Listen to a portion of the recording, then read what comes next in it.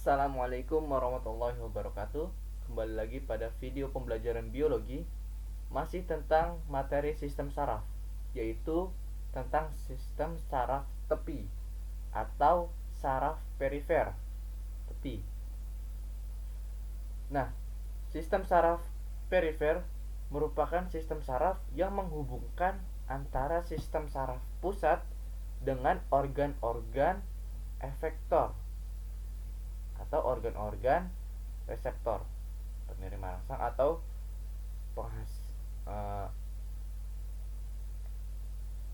organ yang merespon dari sinyal yang datang.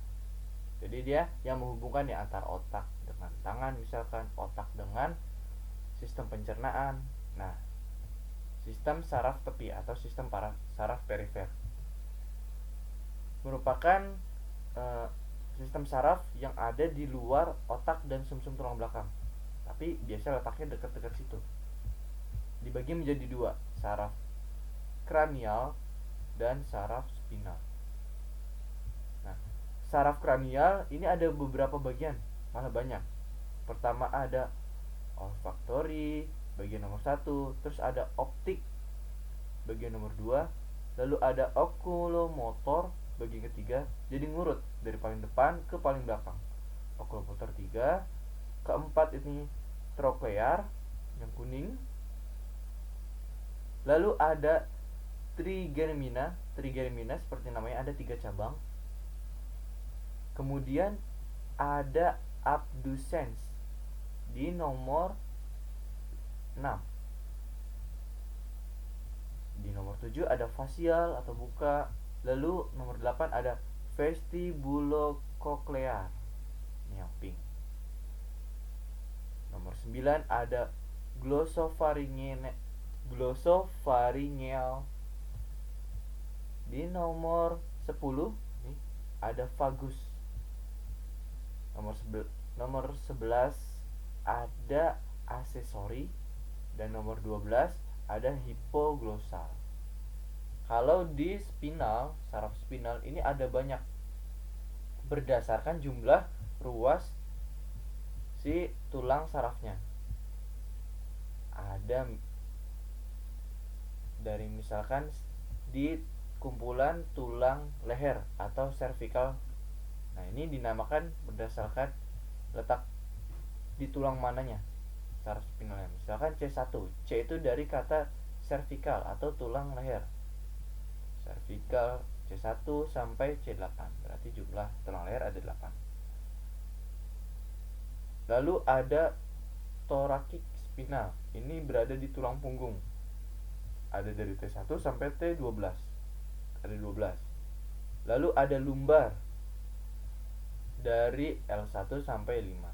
Lalu ada sakral, dan terakhir coccygeal atau tulang ekor. Nah, fungsi-fungsinya nih. Jadi pertama ada optikus. Optikus ini menghubungkan antara otak dengan optik, berarti penglihatan. Kalau olfaktori dia untuk penciuman. Begitu juga di saraf kranial ini. Nah, lebih lengkapnya ada di sini. Oke. Pertama, di nomor 1 ada nervus olfactorius. Namanya sensorik. Kalau sensorik berarti dia yang menerima rangsangan. Letaknya nih ada di hidung. Jadi dia menghubungkan antara hidung, saraf di hidung sama saraf dengan otak atau sumsum tulang belakang. Kalau di sini karena saraf kranial berarti menghubungkan dengan otak dengan hidung. Jadi indera penciuman ini dihubungkan oleh nervus olfactorius. Kemudian nervus opticus ini juga masih sensorik atau menerima rangsang. Ini menghubungkan antara otak dengan bola mata untuk penglihatan. Kemudian ada nervus oculomotoris. Nah, dari kata aja motoris, berarti sarafnya motoris untuk pergerakannya. Ini ujung sarafnya terletak pada bola mata masih. Oculomotoris untuk pergerakan bola mata dan mengangkat kelopak mata. Oke, kalau ini untuk menerima penglihatan, ini untuk menggerakkan bola matanya, kanan, kiri, atas, bawah, untuk menggerakkan kelopak mata juga. Lalu ada nervus trochlearis, ini motorik, berarti yang untuk menggerakkan. Ini masih pada mata, untuk memutar bola mata dan juga pergerakan bola mata. Jadi ada dua untuk bola mata. Kemudian ada nervus trigeminus. Dibagi menjadi tiga. Ada ophthalmius, maxillaris, dan mandibularis. Ophthalmius ini letaknya di kulit kepala dan kelopak mata bagian atas. Kalau maxillaris, ujungnya ada di rahang atas, palatun, dan hidung. Lalu ada mandibularis, letaknya di rahang bawah dan lidah. Mandibula, tulang rahang bawah.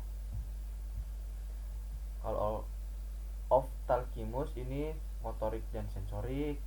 Kalau maxillaris ini sensorik. Kalau mandibularis motorik dan sensorik. Kemudian di nomor 6 ini ada nervus abducens. Ini nama sarafnya saraf motorik, berarti untuk pergerakan, masih di mata, untuk penggoyang sisi matanya. Lalu ada nervus facialis, ini sarafnya ada dua macam, motorik dan sensorik, berarti bisa menerima rasa dan juga untuk merespon. Ada di otot lidah untuk pergerakan lidah dan selaput lendir rongga mulut.